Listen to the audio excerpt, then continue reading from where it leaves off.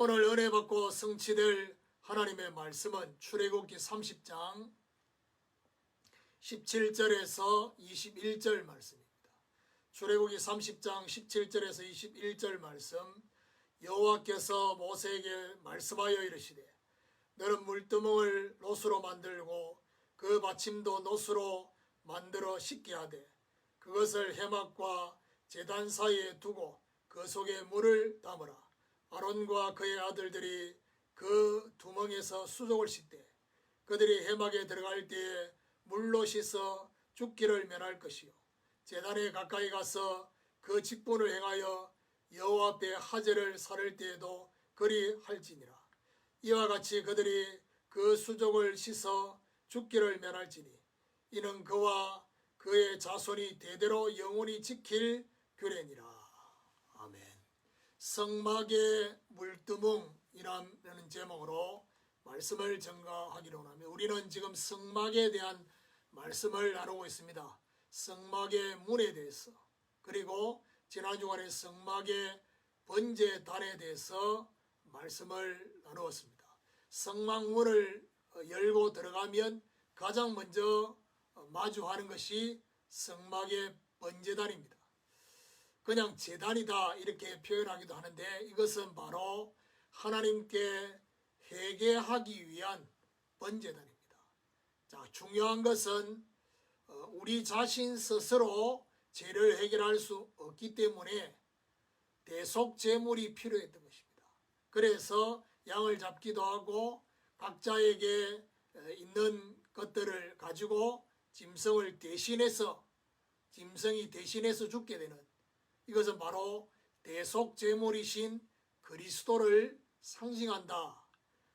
그리스도가 양과 염소가 아니라 자신의 피로 단번에 영원한 속죄가 이루어지게 되어졌습니다. 이것은 결국 그리스도를 통한 구원이다. 우리를 구원하시는 십자가의 복음이 그 안에 있는 것입니다. 자, 번제단을 지나서 그 다음에 있는 것이 바로 성막의 물두멍입니다. 오늘 본문에 분명히 말합니까? 번제단과 성소지성소를 이렇게 사고 있는 해막, 그 해막 사이에 위치하고 있는 것이 바로 물두멍입니다. 그래서 이 물두멍의 근본 의미가 뭐냐? 성소, 지성소에 들어가려고 하면 반드시 물두멍에서 수족을 씻어야 된다. 무슨 말이죠? 사명을 감당하기 위한 성화의 씻음을 의미합니다. 자, 그래서 오늘 물두멍에 담긴 이 중요한 의미들을 발견하시고 또 적용되어지는 그런 축복이 있기를 예수 그리스도 이름으로 축원합니다. 그럼 첫 번째로 놋으로 만든 물두멍입니다.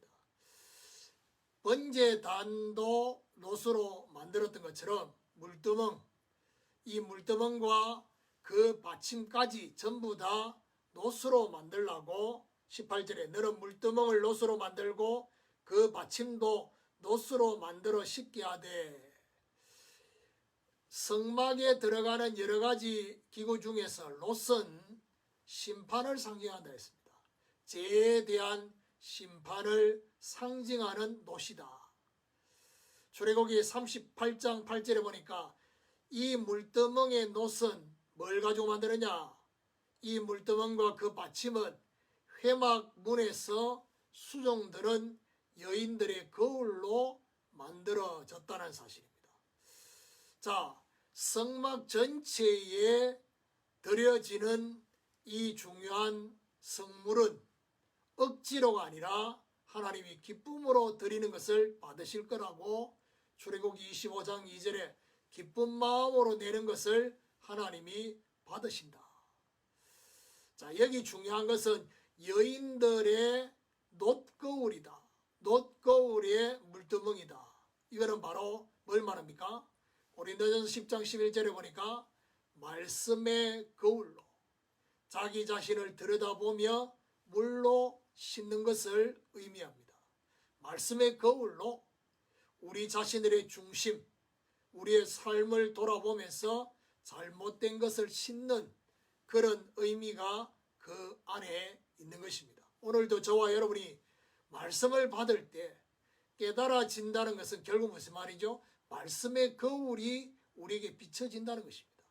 이런 중요한 거울의 비침이 오늘도 말씀 듣는 가운데 저와 여러분 심령에 우리 삶에 비춰지게 되기를 예수 그리스도 이름으로 축원합니다. 두 번째로 수족을 씻는 물두멍입니다.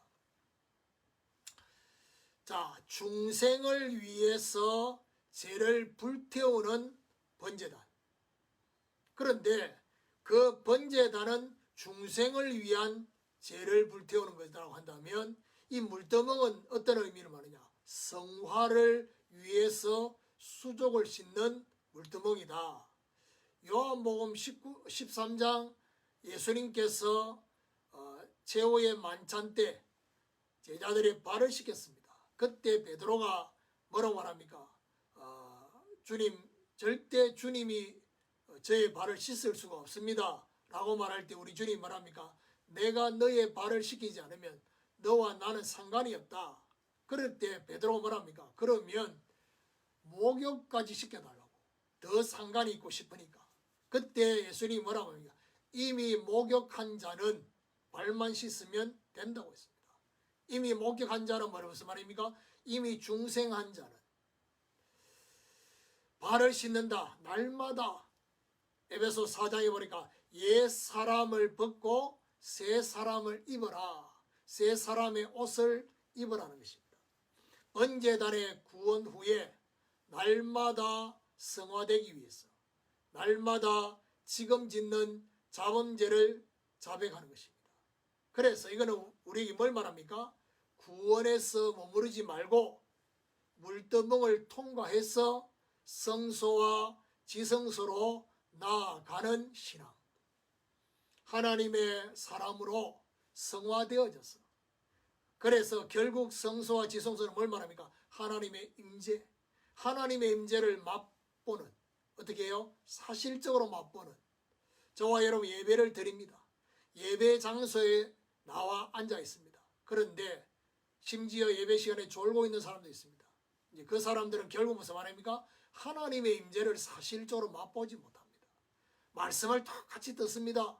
그런데 누구에게는 하나님의 말씀이 살아 움직이는데 누구에게는 말씀이 계속 심령을 빗나갑니다. 왜 그렇습니까? 결국 하나님과의 관계 속에 생명적 이런 관계가 안 되고 있다는 반증입니다.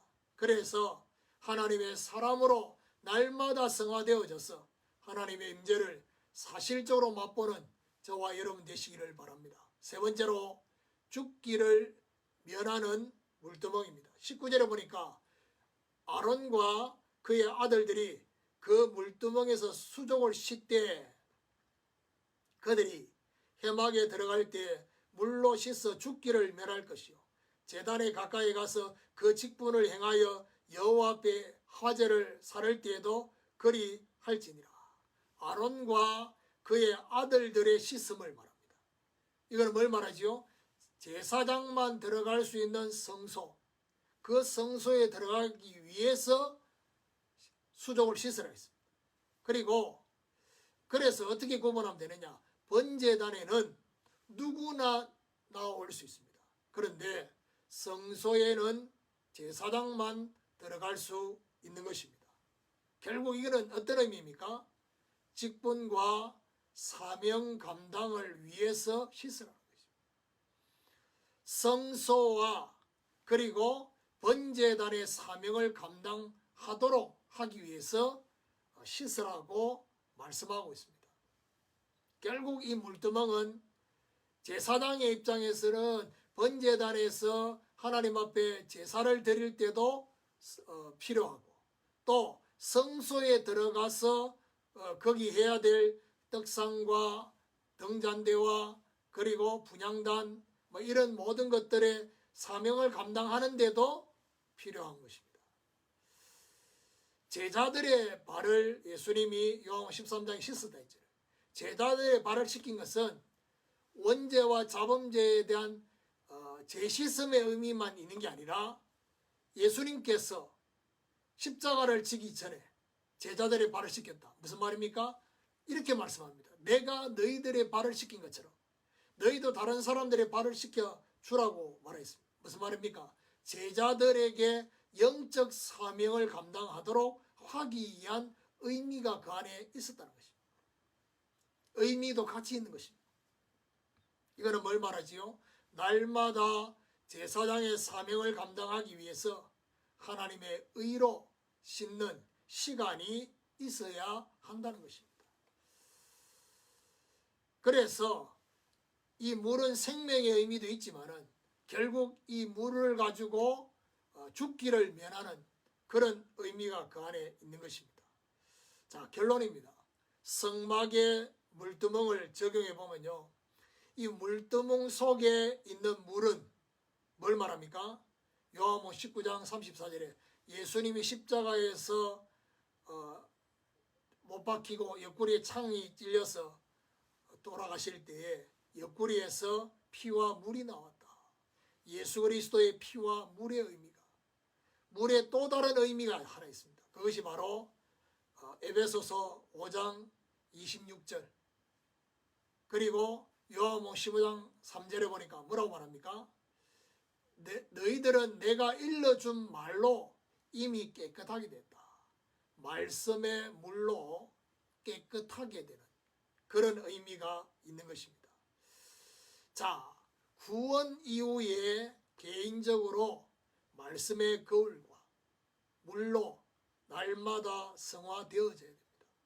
그리고 제사장의 정체성과 사명을 감당하는 그런 의미에서 자신의 의를 가지고 하지 말라는 의미가 있습니다. 오직 복음의 의와 하나님의 은혜로 사명을 감당해야 할 것이다. 성화와 사명, 이것은 마치 동전의 양면과 같습니다. 사명을 감당하기 위해서 성화되어야 되고, 성화되는 목적이 바로 뭐냐? 사명 감당이다 라는 사실입니다. 이런 하나님의 중요한 축복이 저와 여러분에게 적용되어지기를 예수 그리스도 이름으로 축원합니다.